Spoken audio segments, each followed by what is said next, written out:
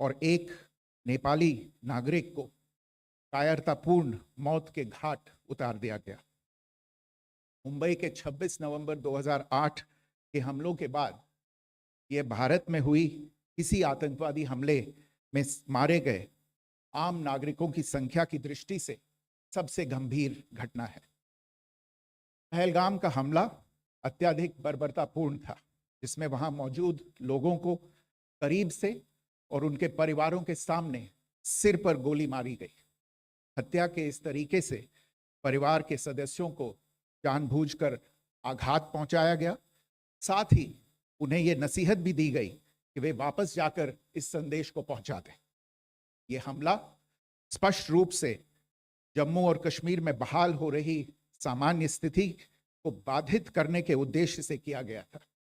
चूंकि पर्यटन फिर से अर्थव्यवस्था का मुख्य आधार बन रहा था, इस हमले का मुख्य उद्देश्य इसे प्रतिकूल रूप से प्रभावित करना था।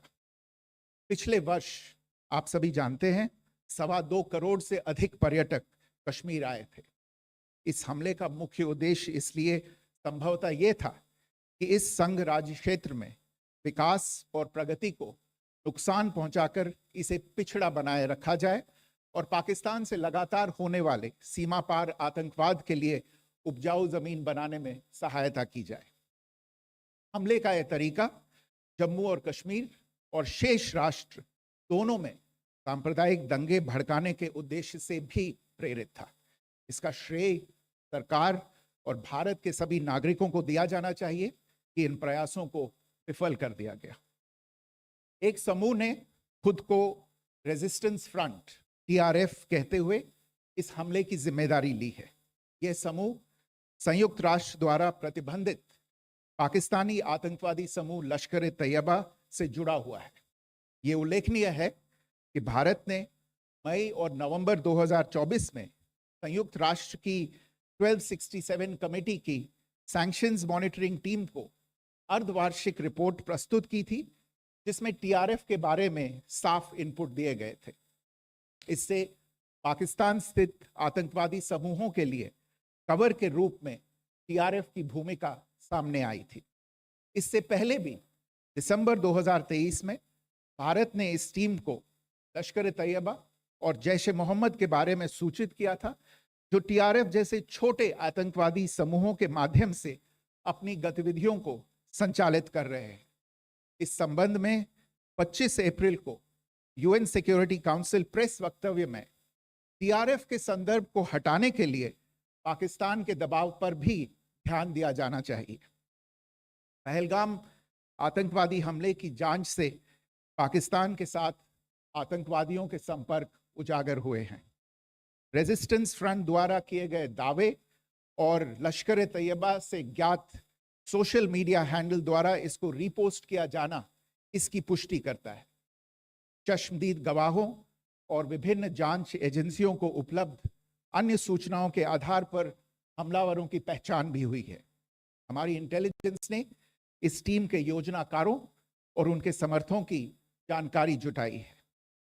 इस हमले की रूपरेखा भारत में सीमा पार आतंकवाद को अंजाम देने के पाकिस्तान के लंबे ट्रैक रिकॉर्ड से भी जुड़ी हुई है, जिसके लिखित और स्पष्ट दस्तावेज उपलब्ध हैं। पाकिस्तान दुनिया भर में आतंकवादियों के लिए एक शरण स्थल के रूप में पहचान बना चुका है। यहाँ अंतर्राष्ट्रीय स्तर पर प्रतिबंधित आतंकवादी सजा पाने से बचे रहते हैं। इसके अलावा पाकिस्तान ने इस मुद्दे पर विश्व और फाइनेंशियल एक्शन टास्क फोर्स जैसे अंतर्राष्ट्रीय मंचों को जानबूझकर गुमराह करने के लिए भी जाना जाता है। साजिद मीर का मामला, जिसमें इस आतंकवादी को पाकिस्तान ने मृत घोषित कर दिया था और फिर अंतर्राष्ट्रीय दबाव के परिणाम स्वरूप वो जीवित पाया गया, इसका सबसे स्पष्ट उदाहरण है। ये स्वाभाविक है कि पहलगाम में हुए इस हमले से जम्मू और कश्मीर के साथ साथ भारत के अन्य भागों में भी आक्रोश देखा गया।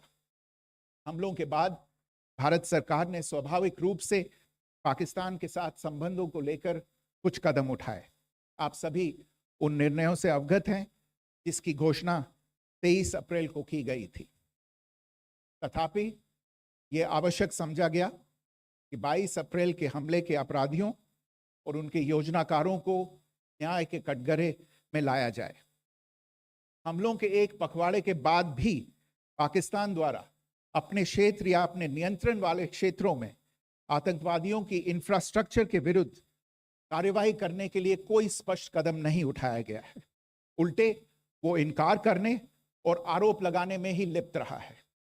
पाकिस्तान आधारित आतंकवादी मॉड्यूल्स पर हमारी खुफिया निगरानी ने संकेत दिया है कि भारत के विरुद्ध आगे भी हमले हो सकते हैं। अतः इनको रोकना और इनसे निपटना दोनों को बेहद आवश्यक समझा गया। आज सुबह, जैसा कि आपको ज्ञात होगा, भारत ने इस तरह के सीमा पार हमलों का जवाब देने और उन्हें रोकने तथा उनका प्रतिरोध करने के अपने अधिकार का प्रयोग किया है। ये कार्यवाही नपीतुली, नॉन एस्केलेटरी, अनुपातिक और जिम्मेदारीपूर्ण है। ये आतंकवाद की इंफ्रास्ट्रक्चर को समाप्त करने और भारत में भेजे जाने वाले संभावित आतंकवादियों को अक्षम बनाने पर केंद्रित है। आपको यह भी स्मरण होगा कि 25 अप्रैल 2025 को संयुक्त राष्ट्र सुरक्षा परिषद ने पहलगाम आतंकवादी हमले पर एक प्रेस वक्तव्य जारी किया था, जिसमें आतंकवाद के इस निंदनीय कार्य के अपराधियों, आयोजकों, फाइनेंसरों और प्रायोजकों को जवाबदेह ठहराने और उन्हें न्याय के दायरे में लाने की आवश्यकता पर जोर दिया गया था। भारत की आज की इस कार्यवाही को इसी संदर्भ में देखा जाना चाहिए। Good morning. Thank you all for joining this briefing. As you are all aware, on April 22, 2025, Pakistani and Pakistan-trained terrorists belonging to the Lashkar-e-Taiba carried out a savage attack on Indian tourists at Pahalgam in Jammu and Kashmir in India. They murdered 26 people, including one national of Nepal, causing the largest number of civilian casualties in a terrorist attack in India since the 26 November 2008 attacks in Mumbai. The attack in Pahalgam was marked by extreme barbarity, with the victims mostly killed with headshots from close range and in front of their families. Family members were deliberately traumatized through the manner of the killing, accompanied by the exhortation that they should take back the message. The attack was clearly driven by the objective of undermining the normalcy returning to Jammu and Kashmir. In particular, it was designed to impact the mainstay of the economy, tourism, with a record 23 million tourists visiting the valley last year. The calculation, presumably, was that harming growth and development in the Union territory would help keep it backward and create fertile ground for continued cross-border terrorism from Pakistan. The manner of the attack was also driven by an objective of provoking communal discord, both in Jammu and Kashmir and the rest of the nation.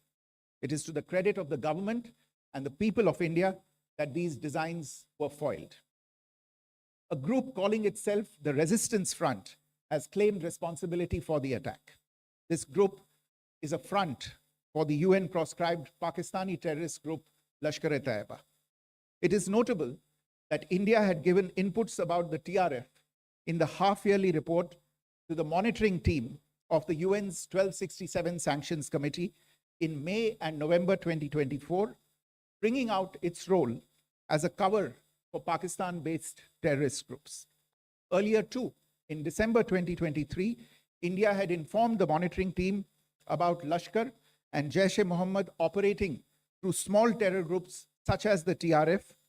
Pakistan's pressure to remove references to TRF in the April 25 UN Security Council press statement is notable in this regard.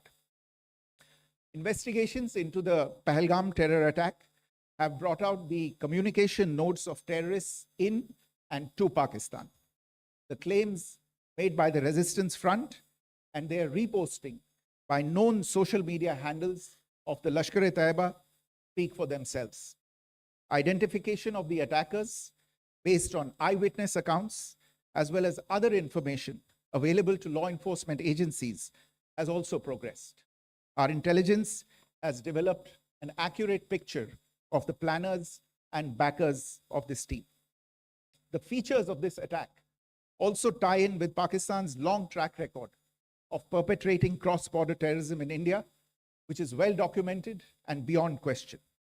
Pakistan also has a well-deserved reputation as a haven for terrorists from around the world, with internationally proscribed terrorists enjoying impunity there. In addition, Pakistan has been known to willfully mislead the world and international forums, such as the Financial Action Task Force, on this issue. The Sajid Mir case, in which this terrorist was declared dead and then, in response to international pressure, brought back to life, found alive and arrested, is the most glaring example. The latest attack in Pahalgam has understandably generated deep anger in Jammu and Kashmir and in other parts of India. Following the attacks, the government of India naturally responded with a set of initial measures relating to our engagement with Pakistan. You're all aware of the decisions that were announced on the 23rd of April. However, it was deemed essential that the perpetrators and planners of the 22nd April attack be brought to justice. Despite a fortnight having passed since the attacks, there has been no demonstrable step from Pakistan to take action against the terrorist infrastructure on its territory or on territory under its control. Instead, all it has indulged in are denials and allegations. Our intelligence monitoring of Pakistan-based terrorist modules indicated that further attacks against India were impending. There was thus a compulsion both to deter and to preempt. Earlier this morning, as you would be aware, India exercised its right to respond and preempt, as well as deter more such cross-border attacks. These actions were measured, non-escalatory, proportionate, and responsible. They focused on dismantling the terrorist infrastructure and disabling terrorists likely to be sent across to India. You would also recall that the Security Council on 25th April 2025 had issued a press statement on the Pahalgam terror attack, underlining, and I quote, the need to hold perpetrators, organizers, financiers, and sponsors of this reprehensible act of terrorism accountable and bring them to justice, unquote. India's latest actions should be seen in this context. Joining me for this briefing on our actions earlier this morning are Colonel Sophia Qureshi and Wing Commander Vyomika Singh. I will request them to share some details regarding Operation Sindoor with all of you.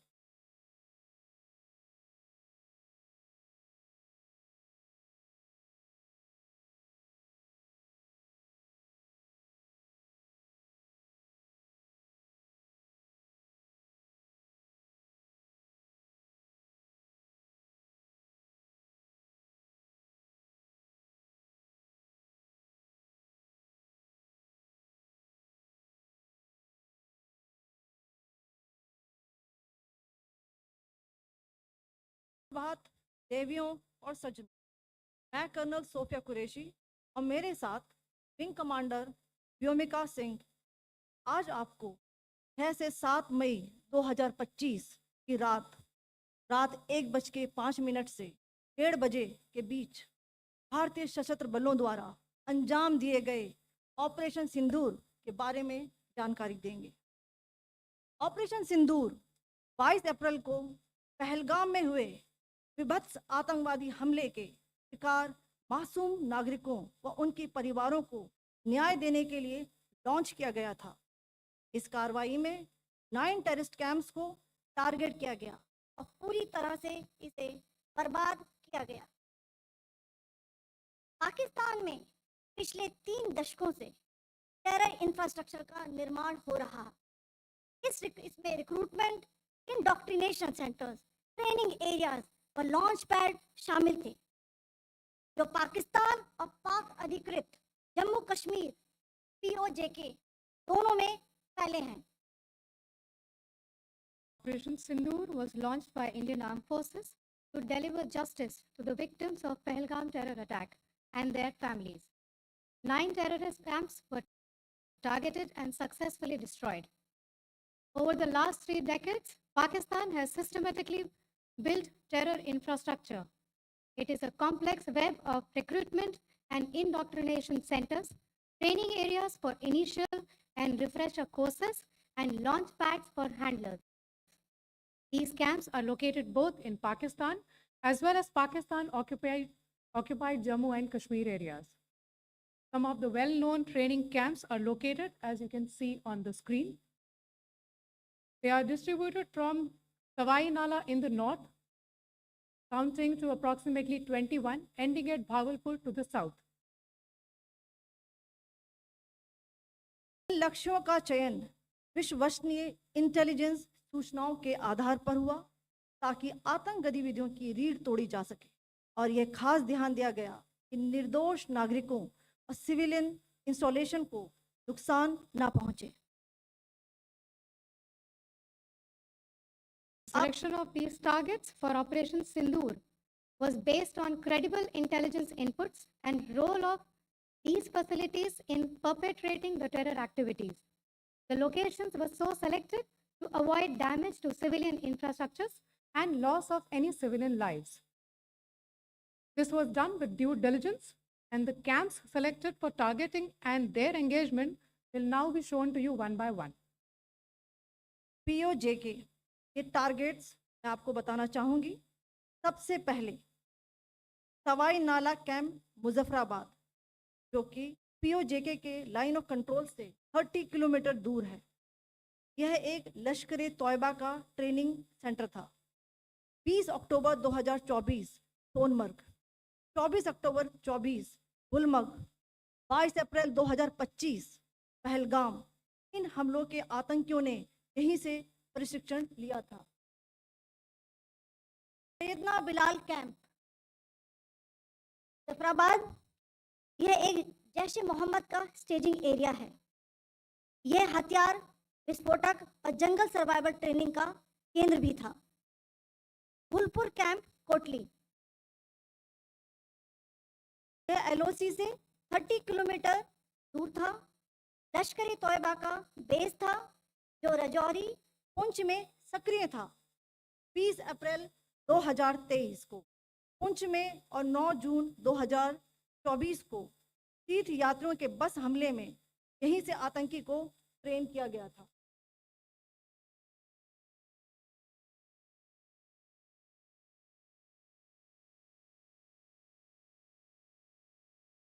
Barnala camp Bhimber, ये LOC से 9 kilometre दूर है.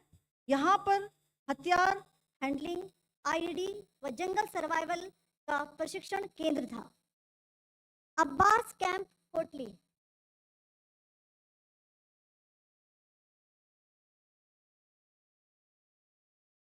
यह LOC से 13 kilometre दूर है. लश्कर तोयबा का फिदाइन यहाँ तैयार होता था. इसकी कैपेसिटी 15 टेररिस्ट को ट्रेन करने की थी.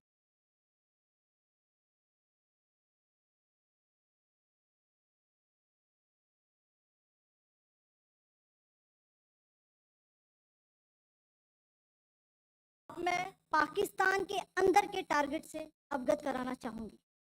पहला, सर्जल कैंप सियालकोट, अंतर्राष्ट्रीय सीमा से 6 किलोमीटर की दूरी पर है, सांबा कटवा के सामने.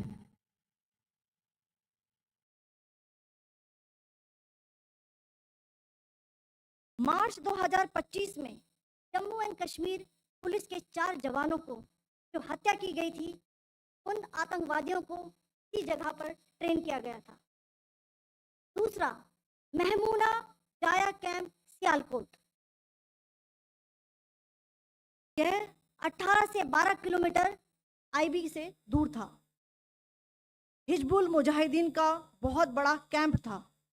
ये कठुआ जम्मू क्षेत्र में आतंक फैलाने का नियंत्रण केंद्र था.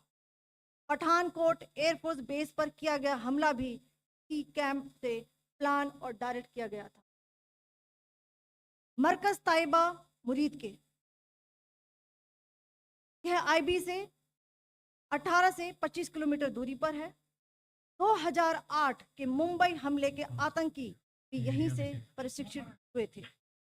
अजमल कसब और डेविड हेडली भी यहाँ ट्रेन हुए थे।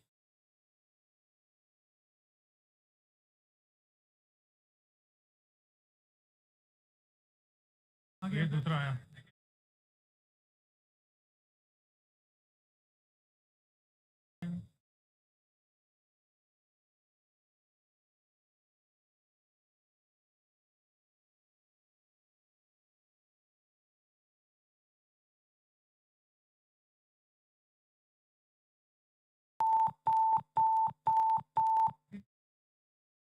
Enclosure same ही है.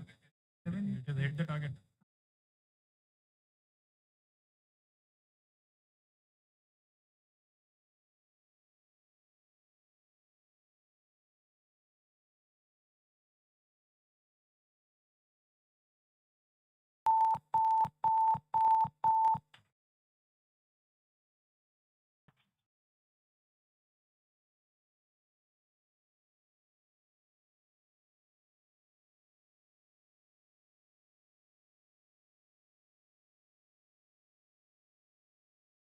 मरकज सुभान अल्लाह भावलपुर ये इंटरनेशनल बाउंड्री से 100 किलोमीटर दूर है।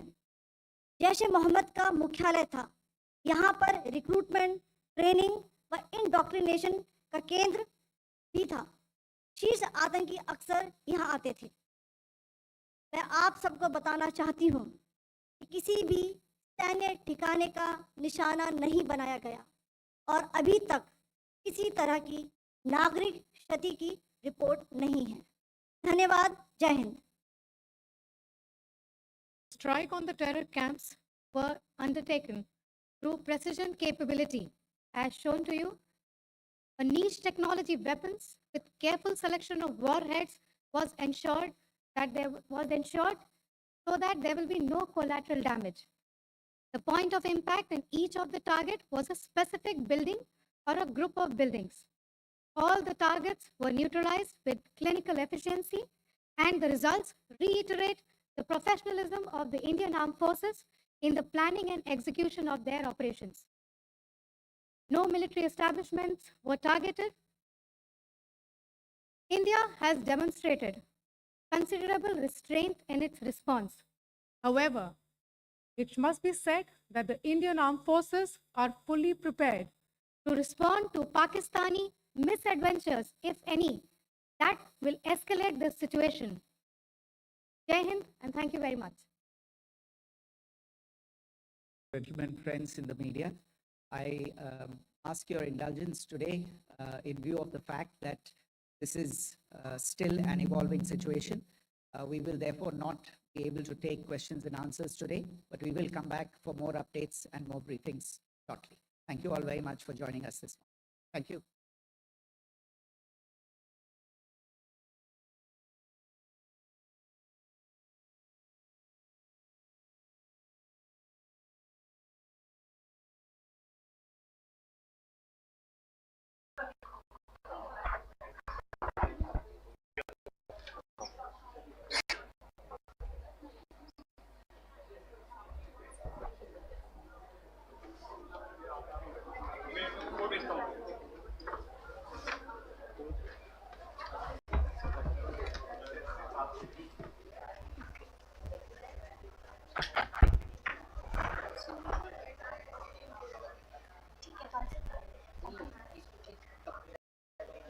चेंज कर दूं है नहीं मैं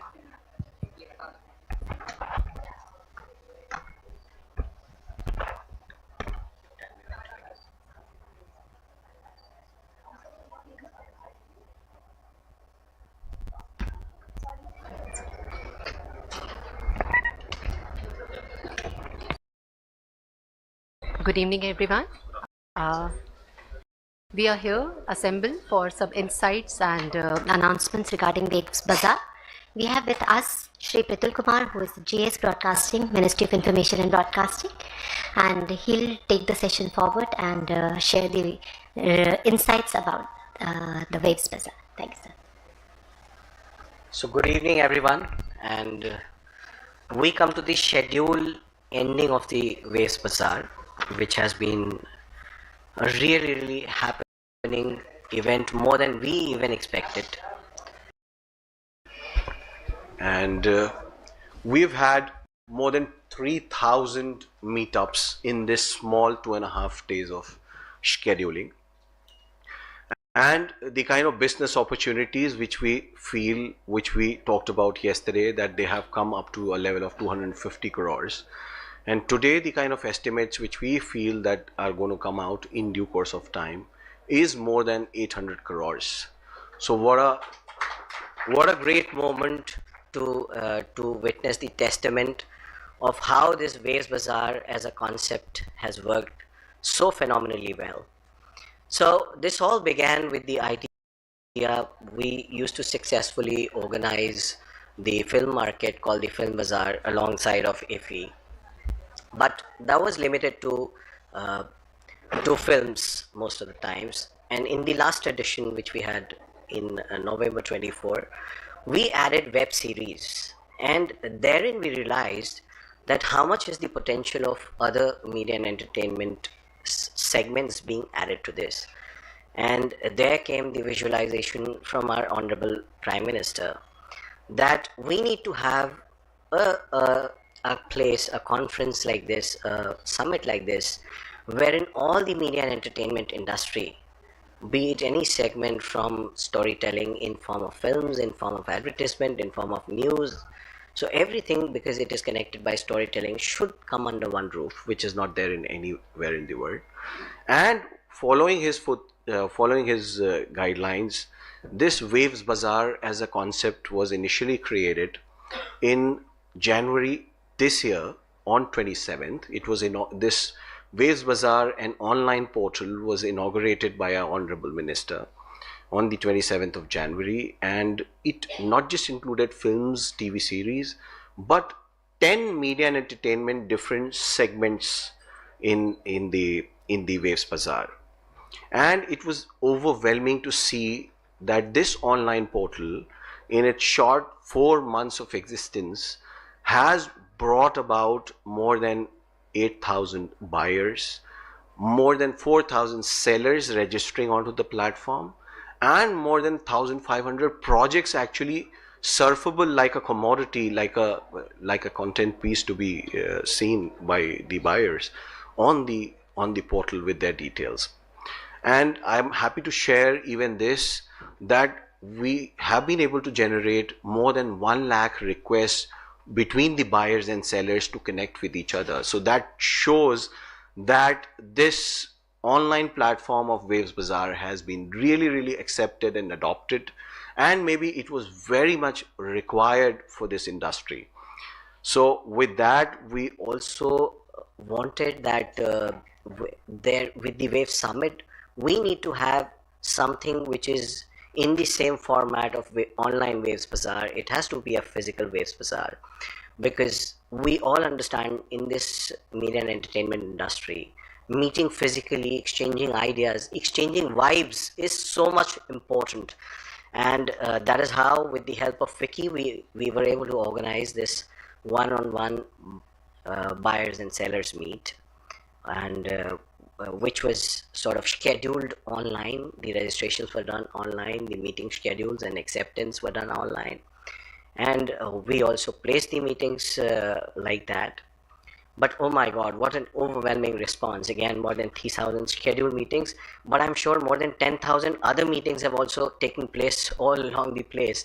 And excited by the very fact that it is so much more required, we have decided that we'll extend this Waves Bazaar tomorrow also, especially this segment of one-to-one buyers meet. So our team will definitely provide a place for people who have come here for the business of media and entertainment to be enabled to connect the buyers and sellers. So the important part was that it just not had films. We had about films and web series only had about 30 to 40% of buyers globally, and even from India. But other segments like radio, like animation, VFX, the TV series, even influencers Even influencers, we saw that many of the influencers have got registered onto the portal. They were very willing to come here and be pitching to the brands and advertising agencies. So in a whole, it was kind of a conglomeration of different kind of buyers, different kind of sellers meeting each other. And the kind of positivity which we have received shows in the numbers of 800 crores, which means a lot to us. So this was of course the part which was very, very important. Then we also had a viewing room curated specifically of films which are finished films. They're looking for some support in terms of finishing touches, or maybe for sales and distribution across the world. So we had 115 films, and most of them have had requests either for sales release across the world, or from the film festivals sort of picking them up for different festivals. Yesterday I think we made an announcement that one of the Busan film festivals funds is actually picking up a project to finish it up. So these are the kind of things which came out from that. And we also had about 15 films screening in the market, wherein people got their own distributors and the sales agents to see the film, to be able to take it forward. And we have had a couple of very, very marquee films, in the sense one of them was by one of the lead stars of Indian film industry, starred by him. Tiger Shroff was there, and it had also got a deal. So overall, I think the kind of market, waves market, the first wave market, surpassed all expectations which we had. And apart from this, we've had, on the sidelines of this Wave Summit, we've had MOUs signed between the government of Maharashtra and many other studios from different parts of the world, up to 8,000 crores, which in itself is such a big number. And but these are that is government, and I'm so happy that along the Waves Bazaar there have been several MOUs being inked in the Waves Bazaar alongside of it between the private sector as well.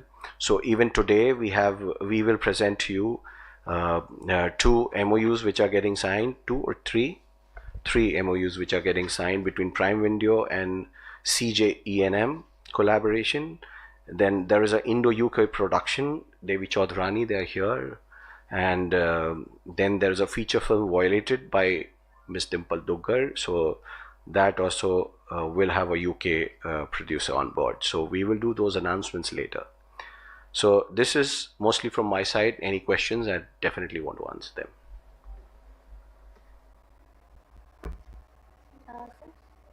Yeah, you can add that, please. Yeah. So Vinita, and I would also like to mention my gratitude for the team which was entirely on it.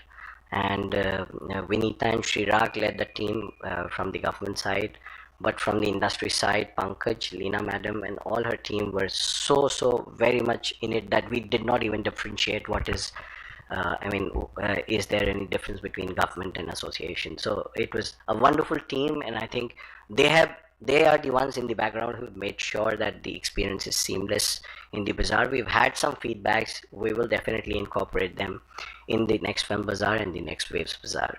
So any other thing which we want to add, Vinita? So in addition to the MOU which sir just mentioned, there's also 2 more MOU which are going to get signed. So one is a collaborative MOU discussed between OMN and Gazprom Russia. So we are focusing on the future cross-cultural partnership. There's one more, another, which is a very proud story to mention here, is inspired by the impactful work at Waves, Film India Screen Collective and the head of Screen Canterbury, New Zealand, Petrina D. Rosario, has proposed a collaboration to launch the first ever Indian Film Festival in New Zealand. So this initiative will boost the cultural ties, tourism and post-production opportunities between India and New Zealand by connecting filmmakers and screen professionals from both countries. So round of applause for everyone, all of us. So yes, that's all from me. Anything, Srirag, you want to add here? Just one more point. This Waves Bazaar online portal, it is going to grow in future. So we are planning to have like to improve the quality of the portal by adding AI profiling tools and AI matchmaking tools. So the idea is to make it a very comprehensive platform for all media and entertainment vertical, and it will be a first of its kind initiative because nowhere else in the world such kind of a platform has been envisaged or implemented. So we would require your support and all support to make Waves Bazaar a huge success. It is already a success, but your participation will make it further more successful. Anything from FICCI's side? I think you'd like to add, Pankaj? No, sir. It's been a good experience for the buyers who are here. A lot of deals are getting finalized, and of course, with the ministry's feedback, will ensure that the participation also improves and more meetings happen in coming editions. Yeah, that's true. In fact, today we organized a FAM tour for the PIB journalist. I'm sure some people in the room would have had it. So, but we also feel that that the press and the media should pick up more from the bazaar, because we feel that in the media and entertainment ecosystem, film markets or media and entertainment markets are most important in terms of content development, because there is where the ideas are seeded, there where they get germinated, and eventually many of the dreams melt into each other's dreams, and then they are able to formulate something out of it. So these kind of things, of course, the government is trying its best, but there are many private festivals who have started doing their own markets, which is a very positive thing, because people have understood that why not get the best minds together, and that is why this Waves Bazaar portal, which will be really helpful for connecting people without any boundaries. So that's all from my side. Any questions? I think. Yeah, sure. Yeah, just wait for the. I'm Abhishek Gupta. I hail from the corporates basically, with Sintel, Atos, Amdocs, 8080 and all. I'm here as a media delegate as well as a business delegate, and have been following this up since the beginning of January, February 2024. The Goa and shifting to Bharat Mandapam and today to this location. It has been a lot of new things which have been getting added up, and this has been expected. You understand, I have been with Atos and all, so they are the official partner of Olympics, Paralympics and all, and we have been trying to replicate such projects in a smaller way through our company, K-Kites Tech. Now, one thing which I would like to ask you, sir, is are we continuing this portal across when we are at the culmination of this event on this 4th? Is this Bazaar portal and the connect going to continue so people can be staying connected? And because I understand I'm a business delegate having number of requests and running between press conferences and all these things, could not even answer number of them. So if it continues, it will be a better option for everyone to connect, and maybe the season 2 will have a big shot. So in fact, as my friend has already said, that we're trying to improve the portal. So it is an assurance that the portal is of course continuing. Portal is completely separate. It was this was like an opportunity to meet people physically. So the portal will of course continue. In fact, you would have noticed, being a Film Bazaar delegate, you had registered on the same online portal, and that is how you had the access to the physical Waves Bazaar also. So we definitely going to continue it, and we are very happy that you want it even more better. We will strive to make it much more better. Thank you. Hi, sir. This is Lalit Kumar from Best Media Info. Am I audible to everyone? Yep. Can you please take the mic, because for the. So I've been, exploring the Waves Bazaar, and I have spoken to a lot of buyers, a lot of sellers. Firstly, they have a few reservations that what happens face to face cannot be completely replicated online. So I have a few questions regarding the portal. Firstly, I want to know that is it going to be like a national content marketplace, or will it just be a lead generation platform for the buyers and the sellers? Secondly, I'm curious about how is pricing working on this platform? Is it going to be like a fixed thing or like a dynamic prices controlled by the buyers and sellers? I mean, I have a couple of more, but like if you can answer these two first. So I think it's a free market. We're not fixing up any price because it's between the buyer and a seller. And as we all know, media and entertainment, a content piece cannot have a price. The same content can be made for X and can be made for 100X. But the difference is the quality, the difference is the engagement. So we're not even doing with anything with the price. It's like a place where the buyers and sellers both have trust in that there is a buyer which exists, there is a seller which exists.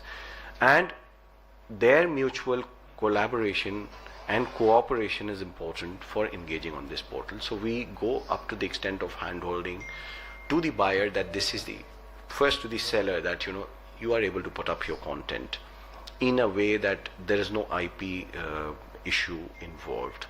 And then the buyer is able to look at the catalog which has been uploaded by the buyers and make a choice whether to whether to connect with this project or not. And he's able to send a request, do a chat, and then finally when a request arrives at the seller or vice versa, when they both approve, then only they can start chatting or doing that thing. And there they can decide, of course, as you said, that physical is very important, physically meeting is very important. So there we don't feel that it's like an online, completely online can be made in this sector right now. Maybe VCs can be there, people can engage into VC, we can build up into that platform, but still that physical meeting may be required. So people can fix up their meetings and go to a film festival when they're coming next or something like that will happen. So but this is a platform where at least you have the access, not just limited to India or this country, but your access is completely international. So there are no boundaries as such. So initially it's going to function as a lead generation platform, after which they can have their own engagements outside the platform, right? Any frameworks in place from the platform side, for IP protection or contract enforcement, such frameworks, will this be provided by the portal or is it going to be outside the ambit of the portal? No. So IP protection is the constant requirement when we are engaging with any content. So this is being ensured that whatever is getting uploaded remains IP protected, and to the extent that what we've started is that the upload is mostly non-IP kind of pitches which are made available, and that is why that connection is important for exchange of IP protected material. Unless the buyers and sellers acquire a mutual trust, we constantly give disclaimers on our online portal not to get into that. The other important thing which you mentioned is that fixing of price or the contractual this thing. So we're not even moving to the contract. We're just facilitating. So yeah. So can I ask other people to ask questions? And anything else? I think you can get in touch with our team. They'll help you with it. Okay. Thank you. Hi, Mr. Kumar. So you mentioned that there was a lot of influencer participation here at this conference as well. However, while there were a lot of national influencers that were around, we were expecting it to be like a global scale thing. So, do we expect more influencer collaborations more international influencer collaborations in the upcoming editions? Do you think that we'll be able to fly in global influencer giants? So earlier this year, Mr. Beast, who's one of the biggest YouTubers in the world, had come in for his brand launch. So do you think by the next edition we could incorporate some portions of the global creator economy, influencer economy into this Waves initiative by the government? Definitely, we should do that, and that's a very good suggestion. That's very right that we really got in buyers from all across the world in many different verticals, from gaming to VFX to films, but of course there was no influencer. Probably this is the start, and these kind of things we'll put add-ons later on. Sure, thanks. I think we need to have 2 questions.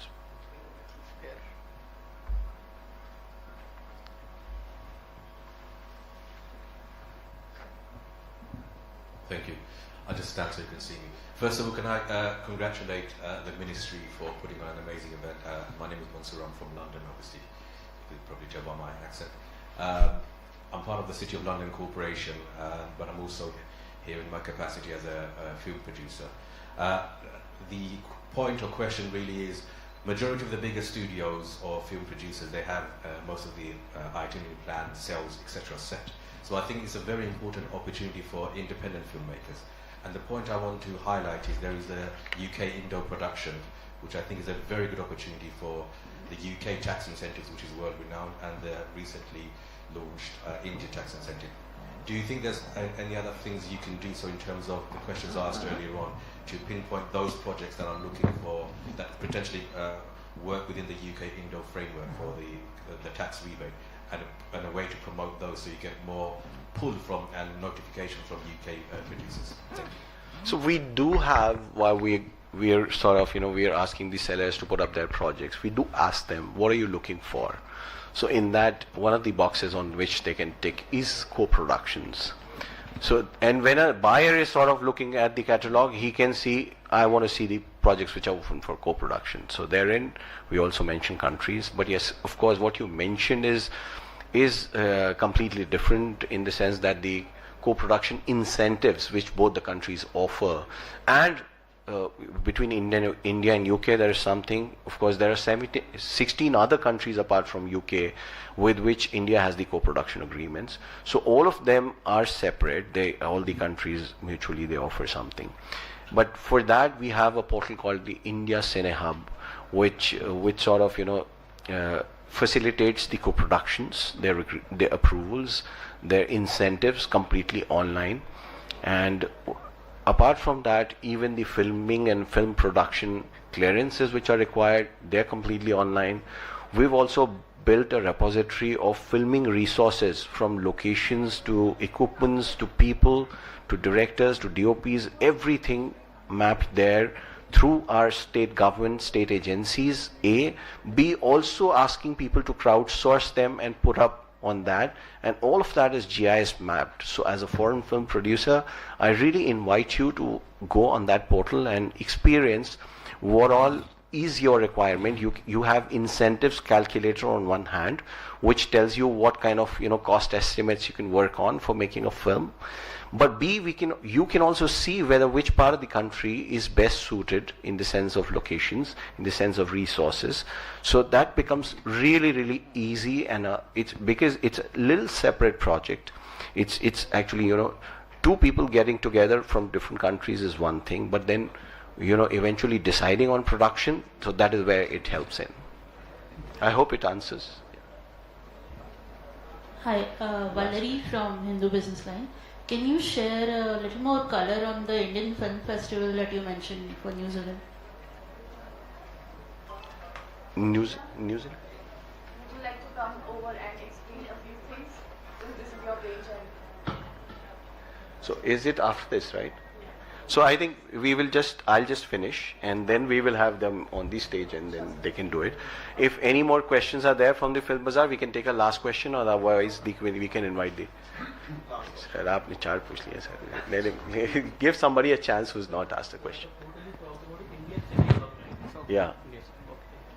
That was not a question, so anybody else can ask a question. You want? Yeah, please.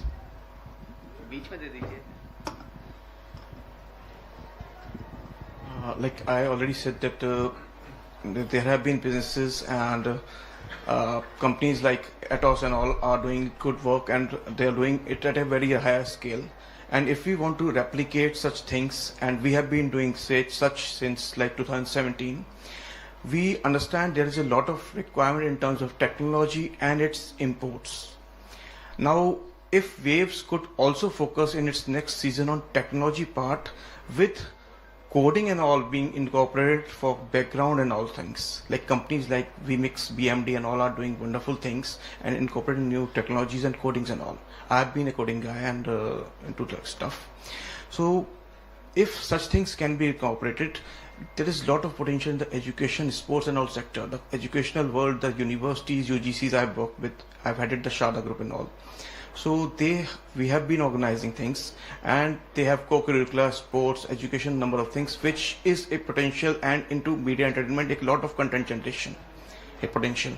So if Waves Bazaar and Waves various potential platforms can give a leverage to that can be an advantage. Second thing, as a business delegate, I was able to connect with a number of delegates and exhibitors and all, and on the Waves Bazaar portal as well, as buyer or seller. But there is a facility for the media delegates as well, which could get into our hand at the last moment. So if this media delegate thing continues and these media delegates are able to connect through the facility and it continues till the next season, they can make a stir connecting with these delegates, with these businesses, and a stir can be around the globe across till the starting of the season 2 or something, if it doesn't end at this place. No, not at all. And as was quoted yesterday and by our Prime Minister, that wave it can have a start, but it never has an end. So, if one wave follows the another. So this is just the start, and all these valuable suggestions come as feedback, and we definitely see on what are positive reinforcements which we can build on to this Waves Bazaar. And on behalf of my team, I again thank all the media delegates who are also incidentally the business delegates also, because this is your own summit. So I thank all of you to have been a part of it, and it is, believe me, it is because of you this has been organized, and it is because of you, your involvement, this becomes a success. So thank you so much. And so I would like to add one more thing. Waves is connecting creators, connecting countries, and its earlier slogan was "Come sail with us." We as K-Kites Tech are knowledge and IT-enabled services of flying kites. So we are sailing on the waves and flying kites. Great. Thank you. Thank you. Thank you so much. Thank you. So I'll take your leave. I think the MOU is here.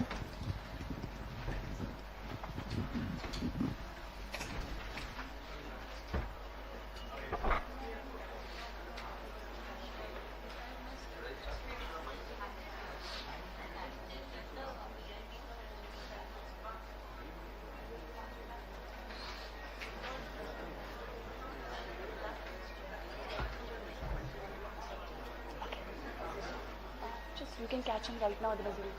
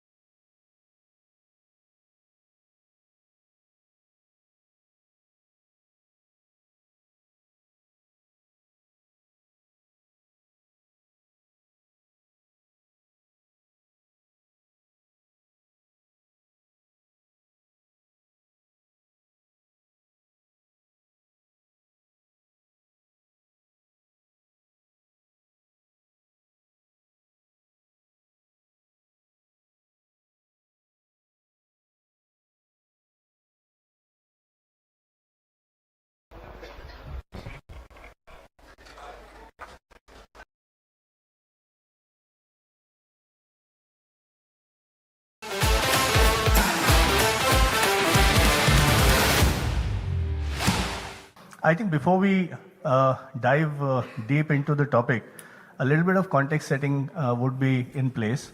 And as far as this context is concerned, I'll take you right back to about 1936, when the first radio transmission happened in India. It's actually happened in the 20s, but All India Radio got set up in 1936. And right from the beginning, there was this approach that as new radio stations came up in different parts of the country, all of the content was not always internally produced. So radio, as it expanded, not only provided an opportunity for the creators from within the All India radio system, but also programs started coming in from outside. And for those of us, the few of us who belong to my age and above, they would remember, say, programs like Binaka Geetmala.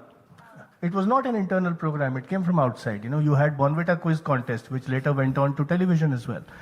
So these were all programs that were not really produced in-house, but came in from outside, and Akashvani provided this platform to them, which took them forward. And many of these names, Amin Sayani ji, who recently left us, these are ingrained parts of our memory. Fast forward to the 90s or so, and you will find that the same principle, the same approach in television as well. So on the television front, some of the internally produced programs, the comedy programs, the plays and the skits and the news and all of those. But then equally, programs coming in from outside, people producing the programs on their own and just getting this platform, the Ramayana, Mahabharat, Bunyad, Hum Log, Ye Jo Hai Zindagi, all of these programs that at least my generation grew up with, Karamchand. So these were all programs that we did not produce ourselves in Doordarshan. They came in from outside, we gave them the platform, they went forward. Now, fast forward now to the here and now. And we find that as far as Prasar Bharati is concerned, so we have a much greater number of channels available. We have a much greater number of radio stations available, broadcasting across 23 languages, 180 dialects, 12 foreign languages, 250 plus radio stations, 30 channels.